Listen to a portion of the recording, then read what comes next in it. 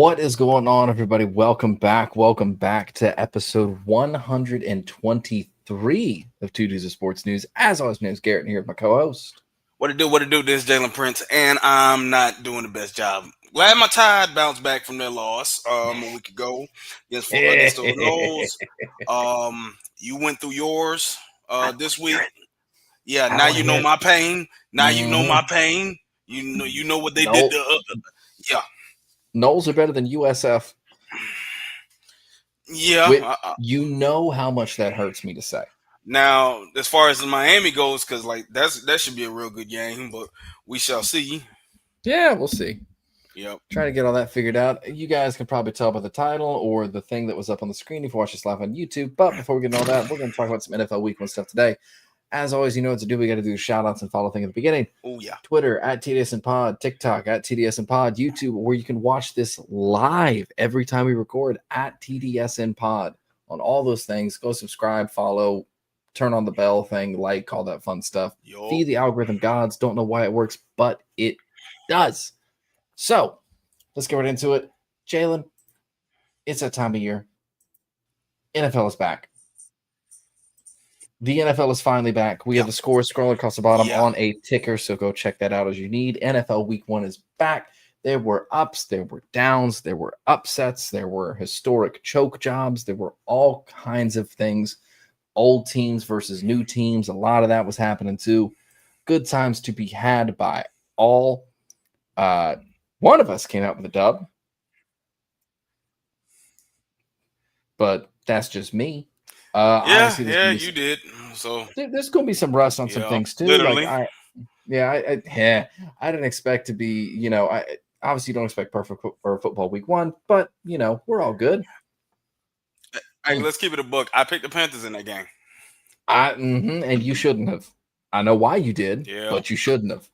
And we'll get into it real quick. We can potentially share my screen so we could talk about that because the Jaguars absolutely demolished the Panthers. We're going to share this screen right here. So, as you guys can see, Jaguars won 26-10 at home. We did fine. Yes, the passing was a little rough. Trevor missed some wide open throws. Bryce Young looked a whole lot worse. Should be 3 interceptions instead of 2. One of them was a pick 6. I got called back on a nonsense holding penalty, but that's neither here nor there. Trevor did fine. ETN was the star of the show. Obviously, he absolutely showed up. 16 carries, 143 yards. Even if you take away that 71-yard run, he still averaged almost 5 yards a carry. Absurd. Absolutely absurd. Yep. Don't love the Tank Big. Okay. We'll address it real quick. I have a love-hate relationship with this Tank Bigsby trade. I'm going to miss Tank. And I'm happy, that he was here. Wish him nothing but the best going forward. I'm kind of indifferent because LaQuint Allen Jr. is a great running back. Vishal Tootin is obviously a great running back. And we just brought in Cody Schrader off the Rams practice squad. But again, different conversation for a different day. If you had told me that Hunter Long was going to have our first receiving touchdown of the year, and that Brian Thomas Jr. was going to have our first rushing touchdown of the year, I would have called you a liar. But, it is what it is. Jordan Lewis was a star. Go ahead. Say Jordan Lewis was a star on defense. Go ahead. I'll go quick. I'll go real quick. Jordan Lewis was a star on defense. Foye, I think, won Defensive Player of the Week. Or came along to it. He had an interception. Jordan Lewis had an interception. It just really great game all around from Jacksonville. Really just complete game. Very, very happy with how the team looked. We could have looked, obviously there's things we can improve on. That completion versus attempt percentage right there could be a whole lot better. That yards could be a whole lot better. But we had almost 400 total yards offense. That's a good day. So that's how I feel about it. It is what it is. I'm good. I'm happy with the way the team looked. What I really care about is that W. That's true. That's all. Travis Hunter did cut his hair. Literally that all. Yeah, I saw that. I I'm not forgot mad. somebody put a nice somebody put a meme on like Travis after he cut his hair and the way he smiled. I just forgot what it looked. I forgot what it looked like. I mean, I'm good with it. Like I'm not mad. It doesn't bother me. Travis looked fine. I will say people want to talk about Trevor's interception. That one's not on Trevor. That was an incredible play by JC Horn. I'm not even mad at it. Like that man levitated, went over there with one hand, grabbed it, pulled it down. I can't even be mad. I can't. That's one of those interceptions you see, one of those defensive plays where you just kind of look at it and you're like, all right. All right, we're good. We'll move on. It's fine. Yeah. But yeah, like I said, I'm good with it. I'm not too upset about it. You know, a dub is a dub. That's what matters to me. But let's get into your Seahawks, and we'll bounce back and forth. This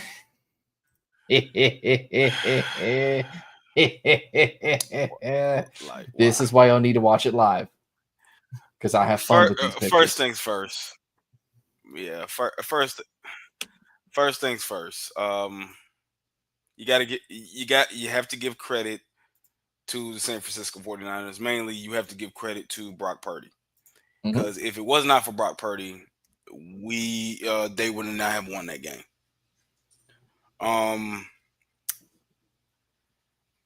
Brock did have some confusing moments though. Like, why are you throwing that into triple coverage? Yeah. Dog. Dog. Think about this. You were able to pick him off twice, and you only produced 3 points out of those 2 turnovers. You deserve to lose that. You deserve to lose that game. Yeah, no, that's fair. That's very fair. You got to take advantage of opportunity, dog. One of my biggest and most important sayings is do not waste opportunities. You cannot waste opportunities. And we wasted so many opportunities in that game, like where it should not have come down to us having us. Well, first off, credit to Robert Saleh. He was able to make the defensive adjustments, and Clint Kubiak wasn't able to do anything about it. But back to our offense, it's like we wasn't able to run the ball like we were hoping and expecting to had run the ball, and then again, and like later on, one that was going to affect the pass on like the play action pass, and you know how much like Sam Darnold is the type of quarterback that will benefit from play action pass. Yep. And we weren't able to do any of that.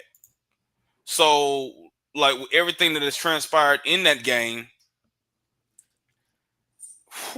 dog. It's a crazy game. We blew so many opportunities. There were a lot of really good games this week. A lot of close games. Some were close because both teams sucked. Some were good or close because both teams were great. Yeah. And some were close because one team choked.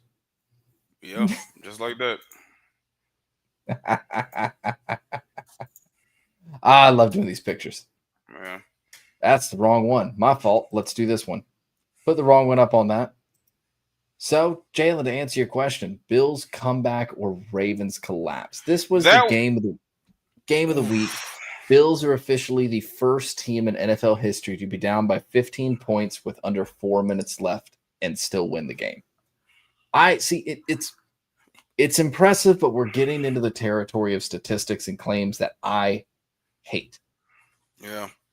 Like, I hate it. I know you remember Peyton Manning's last season, and they were like, oh, Peyton Manning has the most passing yards on a Thursday in October when the wind is blowing from the east and there's 4 clouds over the stadium instead of 3. It's like, who has these stats written down? Like, I don't understand some of these, but that doesn't make it any less impressive, especially for something like this. Yeah, man. Dog, I still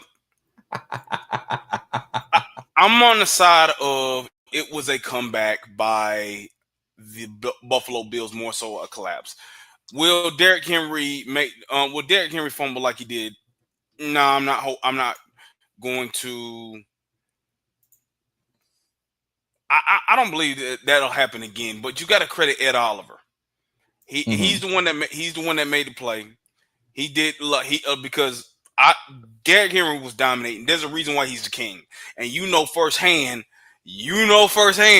what he Mm-hmm. does to certain teams. It's Mm-hmm. something about the Buffalo Bills, the Jacksonville Jaguars, the Houston Texans. Who's another team he's dominated throughout his career? All of them. There was some that kind of got his number, but Hold on.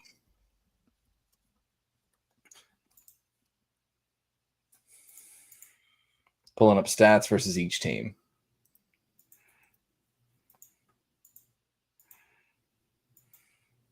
That is not what I wanted.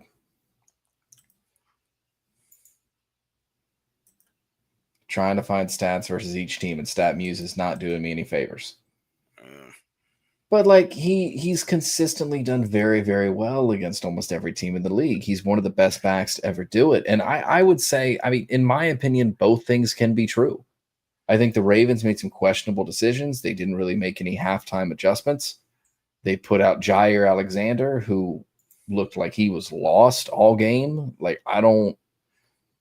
And for any Ravens fans, I want to be very, very clear. This is very easy for me to say from where I sit, because hindsight is always 2020. Yeah. This is not me saying Jair is an awful player, but this is me saying that he was a weak link in that defense, and the Bills exploited it in those last 5 minutes, and you can't tell me otherwise. I watched him get cooked on many a route, and it looked bad.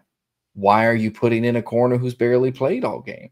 Why are you playing safe and conservative versus a team that you know can score in 30 seconds? Because they've done it multiple times.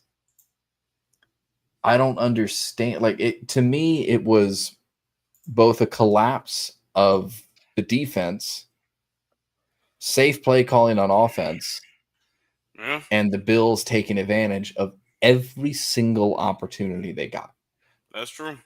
And you got to respect it. I mean, not if you're a Ravens fan, but you got to respect it for what it is. Like that, they played a great game. Keon Coleman, there are two players where if they keep up this current pace, I will owe apologies to. Yeah. Keon Coleman is one of them. And you know who the other one is. Quentin Johnston, who looked unstoppable last week. We got to give him credit. I'll give him credit. But stack good games. Stack good games, and I will eat my words.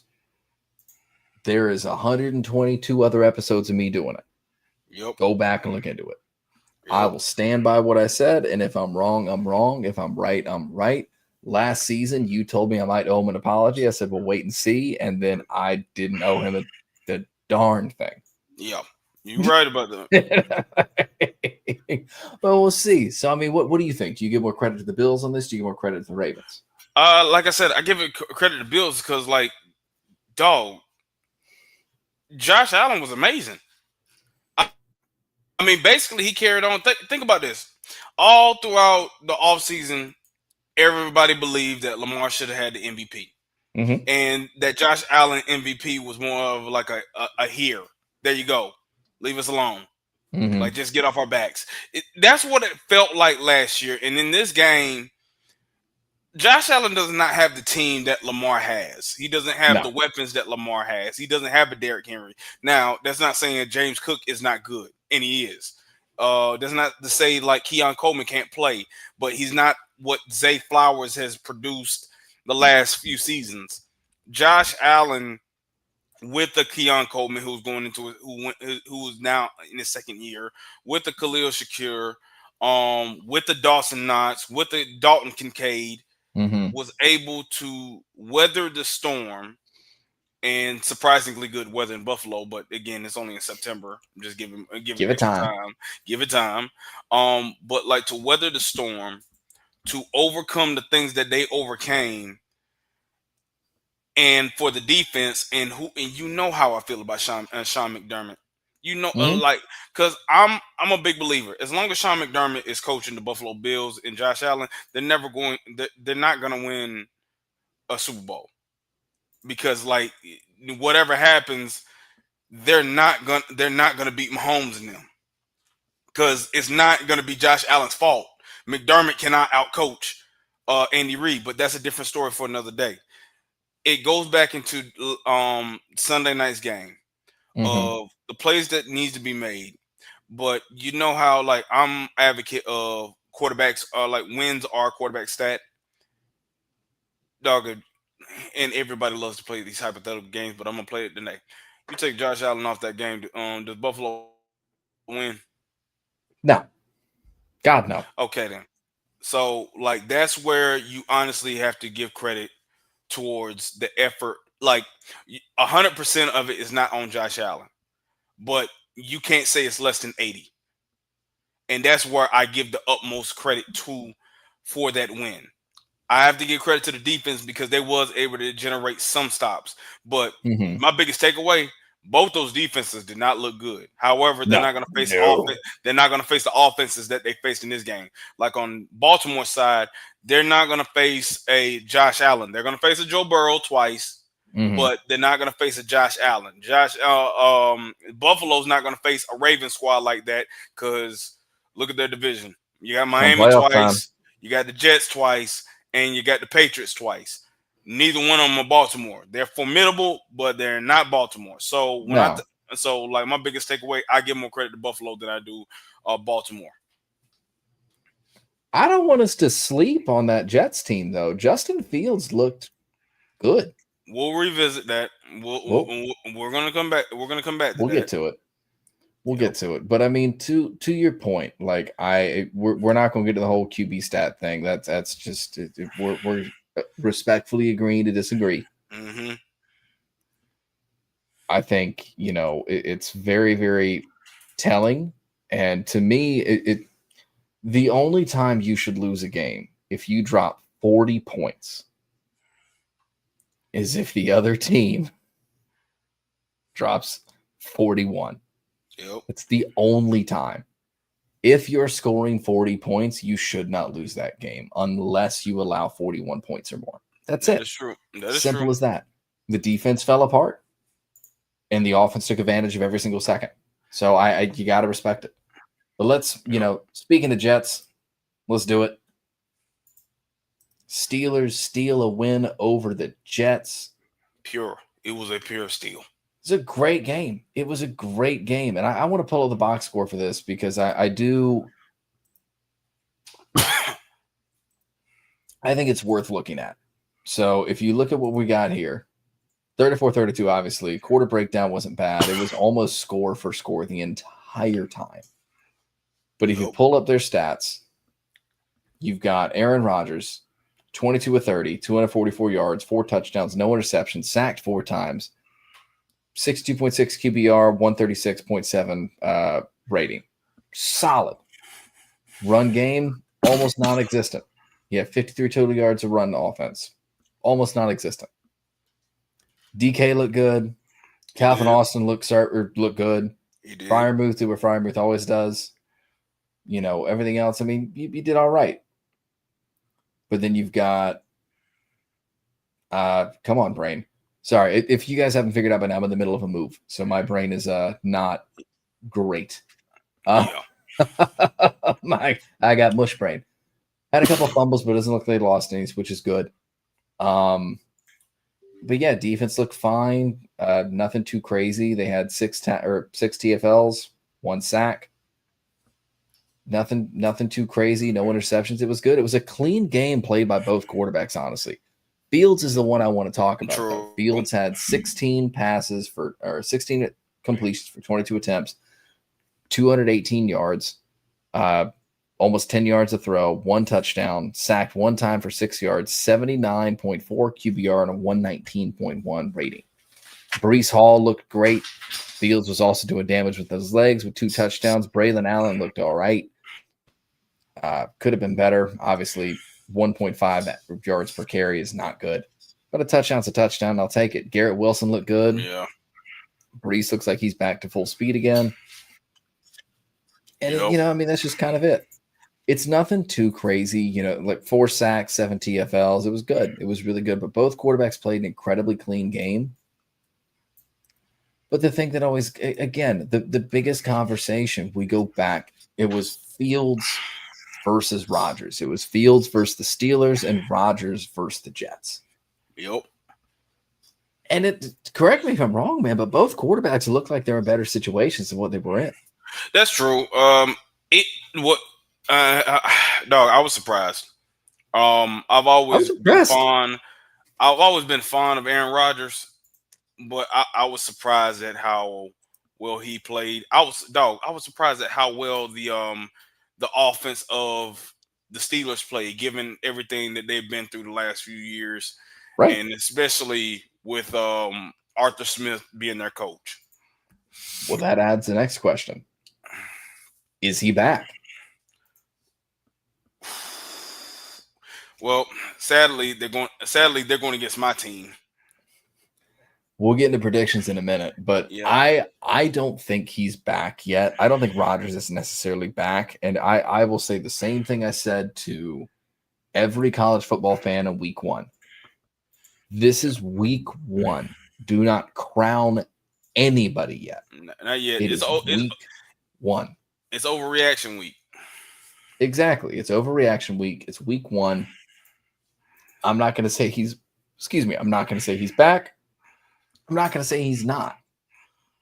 But we'll see kind of how this plays out. But, I mean, I don't know. We'll see. We'll absolutely see.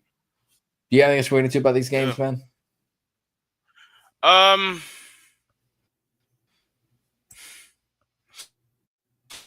We just got to see. Hopefully he doesn't do too good against my Seahawks, because we need to get this dub. But look, he looked really good. DK looked good as well. I was happy. Mm-hmm. I was happy for him. I was happy for like Justin Fields as well, because you know everybody knows like the adversity he's had to endure, and to be able to just find an opportunity or somebody give him a chance. I was happy for Aaron Glenn. But you know, you just gotta clean up some stuff. You gotta clean up a lot of stuff. So, well, and they'll be good. Like I said, I'm not too concerned about it. I'm not too concerned about it, but like we've been saying, it's week 1. Let's relax before we're, you know, crowning the next anything. Just deep breaths, calm down. And like you said, it's overreaction week. We get to see, you know, where everybody sits with certain things. We get to see where certain teams lie. You know, it'll be interesting. But we have got week 2 coming up. It is time for some predictions on that if we want to get into it. I don't think we should predict every game, but that's just me. We try to predict every game, man. We're gonna be here 5. All night. It's like we try to every game, man. We're gonna be here all night. Yeah, just 5. We ain't got that much time. We only need 5. Exactly. So usually what I like doing particular games for us, like games for our teams. So I like doing, so we would do something like Seahawks, Jaguars. We pick the Thursday night game, Sunday night game. And since there's 2 Monday night games, we pick both Monday night games. And I'm going to write this down so we don't forget. So I am taking, we're going left hand up, taking the Commanders versus the Packers on Thursday night. I'm going Packers. Because the Packers look real good. Like the Packers look really good. I got the Jags. Who do you got in Jags Bengals? Give me Cincy. Cincy. Okay. Gotta go Cincy. Sorry, dog. You're fine. You're going to lose, but you're fine. All right. So you're taking Cincy. Minnesota, Atlanta. What are you doing? I'm gonna go Minnesota. I'm also taking Minnesota. Because Brian Flores, his coaching job. B-Flow is B-Flow. I don't like betting against B-Flow. B-Flow is B-Flow. I don't like betting against B-Flow, especially with a team that has a questionable offense. I don't like betting against B-Flow. Yeah. We saw what happened with what he did to Chicago. I mean, that second half was a masterclass. That was fantastic. He shut that defense down. I think they had at one point, I think they had like -1 yard in the fourth in like a quarter or something like that. Like it I was know crazy. it's crazy. Like, but the adjustments that he did, and I know we ain't got enough time. I know we're not gonna talk about like um shoot everything that transpired Yeah. within. Like, I know we're not gonna talk about like everything that has transpired with trying to think. Basically everything that transpired with the Bears and Vikings on Monday night. But Yeah. dog, the job that he just did to be able to hold it down after the first few drives with Chicago, I mean, for 1 second you thought like, they figured it out. When he locks We in, he locks in. I got nothing but respect for B Flow, That's especially on the true. defensive side of the ball. But I did jump games. I already know who you're taking for the Seahawks. Yeah, I ain't got no choice. No choice. Well, I'm taking Pittsburgh All right. out of both disrespect and to keep things interesting. And Understood. I think Pittsburgh wins. Ain't nobody gonna argue with you. Oh, I Except know. me. First Monday night slate, we got Tampa Bay versus Houston. Who do you have? I'm gonna go Tampa Bay. Tampa Bay look good. I'm with Mecca you. I'm Ibuka, taking the Bucks. and the Bucks are still not able to protect C.J. Stroud. I don't trust him on that. I don't trust that Houston offensive line. They didn't look good They did not look good over the weekend. Last Monday night game. Yeah. Chargers, Raiders. Gonna go Chargers. We're gonna see if they can be able to carry it on. I am also taking the Chargers. I'm all sticking the Chargers. I just those are the games that I like. I think some of the interesting games to watch. Pillow fight of the week is between the Panthers and the Cardinals.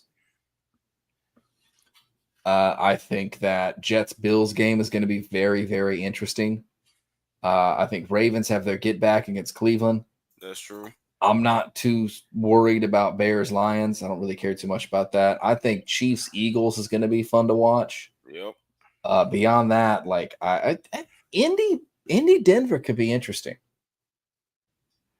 I think the Rams and the Patriots are going to beat up on the Titans and the Dolphins, respectively. I think Dallas has their get back with the Giants. San Francisco is going to destroy New Orleans. And I told Heavy the same thing, and I'll say it now. I tried to tell y'all about Ricky. I tried to tell everyone about Ricky, but everyone told me, oh, we had a down year. Yeah, he got shot. He got shot, and he still came back and played. Like, I watched Ricky when he was at Florida. Ricky is going to be a special receiver in this league. You want to know something? He got shot, but he got shot. Brian Robinson got shot, and we've never seen Michael Thomas again. The slant god himself. I really wonder whatever happened. Like, what happened to him? He got old. It happens. He got old. It happens to every skill position receiver. Speaking of which, I love that Ridley is in midseason form already with 3 drops. Just chef's kiss. Absolutely love to see it. Especially because it's the Titans. Hate the Titans. Bums across the board. But anyways, man, you got anything else you want to get into? We're sitting right at about 30 minutes. This is a short episode. I'm actually I'm good with that. Yeah, we'll go longer pretty much next time. As soon as I can figure out, like we're gonna find a way to go live. We will find a way to go live on TikTok. Yeah, we'll get all that figured out later. I'm not too worried about that right now. But if you guys have your opinions, your thoughts, your comments, everything like that, best way for us to see them is to tune into the YouTube just so we can see the comments on there. Makes life a little bit easier for me. We'll react to them as best we can in the moment if we see them. If you like the show, you know what to do. Follow us on Twitter, follow us on TikTok, YouTube, all the fun stuff. Subscribe, likes, follow, all that fun nonsense. and repost the show, share it, 5-star reviews if you like the show. Feeds the algorithm. Don't know why it does, but it works. If you didn't like the show, we appreciate the time. We appreciate the 32 minutes of your life that you're going to give us. We can't give it back. Treat it like a blind date. It's not us, it's you. It's not you, it's us. We tried. We'll go our separate ways. Bash this to your friend group. No reason to leave a negative review. Doesn't help you, doesn't help us. Leaving that last product because I know you got the Uncle Phil meme queued up. Yep. We. Talking about we. But if you guys like the show, retweet, share all that stuff, and we see proof of it, you got to show us on Twitter, in the comments, all that fun stuff. You show us on there. You get a shout out at the end of the show. You also get a shout out if we think that, because we like these guys, we think you'll like them as well. So if you like our show, check some of these shows out as well. Shout outs as always go to Jim over Fan of the Van. Steel until we'll be back at some point once this move thing is figured out. Brent at 1420 Sports, Aaron at Brutally Honest, Darian over at Chill Takes, guys at IIP Radio, E-Man at Average Sports. Go check out the show him and Jim do called Cigar and Sports. Told you, brain's not working right now. John at Wrestling Fan Insight, whether you're a hardcore fan or a casual wrestling fan or anything in between, always go check out Sports After Dark. It gets crazy in there now that the NFL season is back. And it did get crazy. It got crazy quick. Yeah, bro. This man said skinny ankles.